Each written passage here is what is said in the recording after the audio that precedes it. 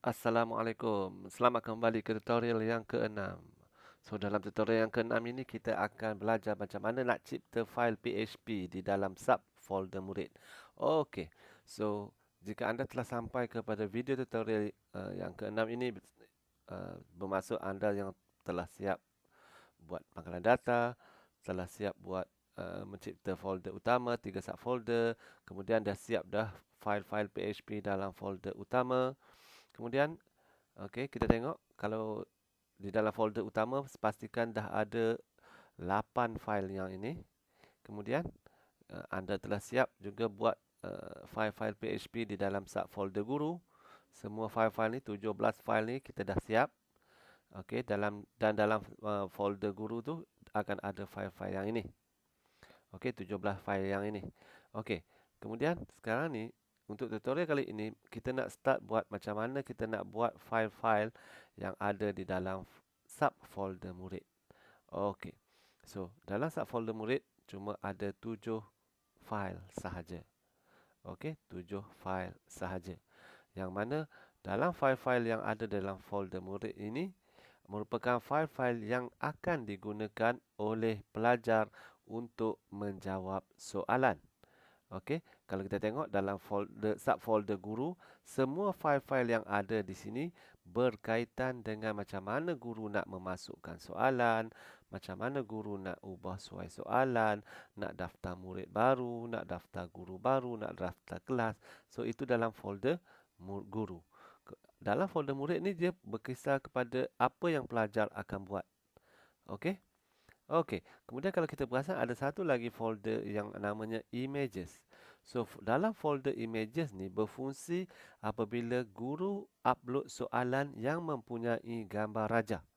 So, semua gambar rajah yang akan diupload akan terus masuk ke dalam folder images. So, maksudnya gambar bagi soalan akan berada di dalam subfolder images. Okey, itu subfolder images. So, sekarang ni untuk tutorial kali ini kita nak fokus kepada subfolder murid. Fail-fail yang akan ada dalam subfolder murid. Okey, kita tengok ikut urutan. First kali kita akan buat file timer2.php pada muka surat 49. So, file timer ni fungsi apa?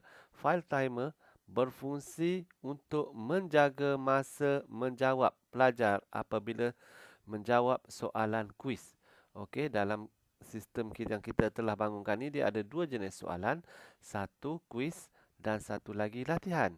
Latihan, so boleh jawab berapa lama, berapa banyak masa nak ambil pun tak ada masalah.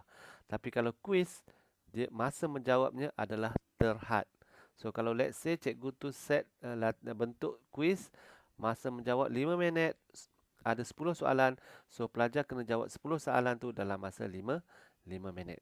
Okey, so file timer2.php inilah yang akan menjaga masa menjawab tu. Bermaksud jika masa dah tamat, automatik jawapan akan dihantar untuk diproses dan disimpan. So, dalam file timer2.php ni sebenarnya kita menggunakan kod-kod JavaScript. Okey, kita akan mix PHP dan juga JavaScript. Okey. So, itu yang pertama. Jadi kita akan buat sama-sama macam mana kita nak start buat file timer 2 ni. Kemudian kita tengok pula file yang kedua, iaitu file guard-murid.php.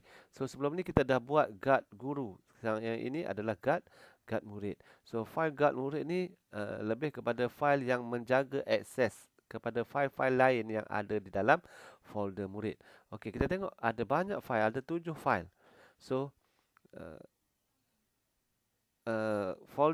file guard murid ni berfungsi untuk menjaga fail pilih latihan, arahan latihan, jawab soalan, jawab sema, ulang kaji ni. Dia nak jaga 5 fail ni daripada dibuka oleh pelajar yang belum login. Kalau pelajar tu tak login, dia tak boleh buka fail ni. Sebab apa? Okey, guard ni akan jaga. Okey, jika ini kita nak cerita tentang ciri-ciri keselamatan sesebuah sistem lah. So maksudnya hanya orang yang telah login sahaja yang boleh akses. Okey. Kemudian, okey, itu saja. Jom kita buat sama-sama. So, cikgu akan tunjukkan dua atau tiga, dua, tiga. Dua cukuplah. Okey, cikgu akan tunjukkan dua cara macam mana kita nak buat file di dalam subfolder murid. So, kamu proceed untuk kesemuanya sekali. Cikgu tunjuk dua, kamu tengok, kamu buat sampai habis, sampai 7. Okey? Okey, jom kita buat sama-sama. So, first kali, sebelum kita nak buat benda basic, paling basic di dunia, tak ada dah benda lain paling basic melainkan benda ni. Sebelum kita nak buat sistem, kita kena run dulu kita punya web server XAMPP. Kita kena run Apache dan kita run MySQL. Okey, sehingga keluar nombor port di sini. Okey, selesai. Bermaksud kita dah boleh guna Apache dan kita boleh guna MySQL. Okey, so kemudian buka kita punya code editor. Cikgu menggunakan VSC. So macam biasa, sebelum ini kita dah buat di dalam folder guru. So sekarang ni kita buat dalam folder murid. So dalam folder murid masih kosong, tidak ada file. So kita buka file baru, kita baca arahan. Apa arahan kata? Buka file baru dan save as file ini dengan nama timer2.php di dalam subfolder murid. So bermaksud kita buka file baru. Kemudian kita save as sebagai nama timer2.php. So sekarang ni di apa? Ini folder guru. So kita kena tukar kepada folder murid. So dah buka the folder murid, nama folder betul, nama file betul, kita pun save. So kita pun akan start menaip. Ikut sama kod yang ada di dalam modul. So untuk file yang ini, file timer 2 ni, file timer 2 ni merupakan file proses dan dia tidak ada antara muka sistem. So kita tak perlu nak uji dia. Okey, kita uji apabila jawab kuis nanti. Okey, bila kita jawab kuis nanti tak berfungsi, bermaksud kita kena semak semula file timer ni. So kalau kita uji sekarang pun tak ada gunalah. Okey. So macam biasa kita type, okey. Cikgu akan menggunakan kuasa magic type paling laju di dunia. Okey. Dah siap. Okey. So siap dah file timer cikgu. So kamu tariklah sampai habis semua ni kan dengan penuh kesabaran. Okey. So settle file timer. Kalau kita perasan dekat sini kita tengok file timer ni berada di bawah folder murid. Okey. Kalau kita tutup folder murid, file timer tu akan hilang. So, kalau kita klik, dia akan ada balik file timer tu. So, sama juga dengan folder guru. Okey, so pastikan untuk file-file yang berikutnya tu berada di dalam folder murid. Okey, so selesai file timer. Kita buat file yang seterusnya. File seterusnya adalah file guard murid. So, file guard murid kita akan buat. Okey, file, new. Kita savekan file kita dengan nama guardmurid.php. Okey, nama file betul, nama folder pun betul. Okey, nama folder betul, nama file betul, kita pun save. So kita pun apa lagi? Startlah menaik PHP. Okey, menyemak kewujudan data pada pemboleh ubah session nama murid. Okey. So, kamu type sehingga habis. Cikgu tak nak type. Cikgu ada kuasa magic. Siap. Full. Okey. So, file guard murid juga merupakan file proses.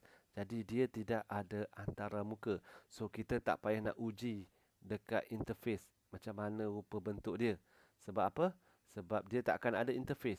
Kalau kita uji juga, dia akan keluar error saja. Okey. So, selesai file yang kedua. Kita tengok pula file yang seterusnya, iaitu pilih latihan.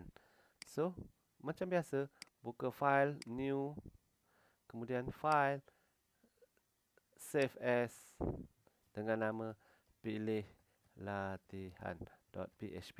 So pastikan nama folder betul, nama file juga betul, kemudian kita save. Okey. So kita pun macam biasalah, kita pun menaiplah macam biasa. Okey, type dengan penuh kesabaran. Cikgu ada kuasa magic, tak perlu nak type. Okey, cikgu just fuh saja terus jadi. Korang type lah dengan penuh kesabaran. Okey. Nanti lama-lama ada kuasa magic macam cikgu jugalah. Okey.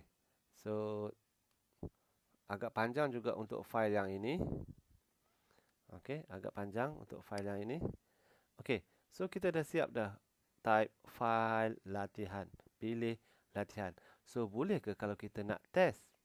Okey, boleh ke kita nak test? Okey, macam mana kita nak test file pilih latihan? Macam mana kita nak test file pilih latihan? So, kita kena ingat, kita nak test, kita kena test bermula dengan file index. Localhost / smart quiz. Okey, so mesti mula nak uji apa-apa file, mesti mulakan dengan file ini, file index. Sebab apa? Sebab file antara file dengan file lain dia akan saling menghantar data dari satu file ke satu file. So kalau kita skip terus buat di tengah-tengah, bermaksud dia tak ada data dan dia akan paparkan error. Padahal benda tu tak ada error pun. Masalahnya adalah cara kita gunakan sistem tu yang tak kena. Okey, so kita nak login murid tapi kita tak ingat password. So macam mana kita nak tengok password kita? Kita akan buka localhost / phpMyAdmin. Alamak, salah. Sorry. Localhost phpMyAdmin. So masukkan password dan username SQL kita. Okey, a smart quiz. So kita tengok murid, data murid, apa password dia? Nombor capit 111, kata laluan 111. Okey, so kita login 111 menggunakan user murid. Kita login. So nampak dia akan keluar macam ni.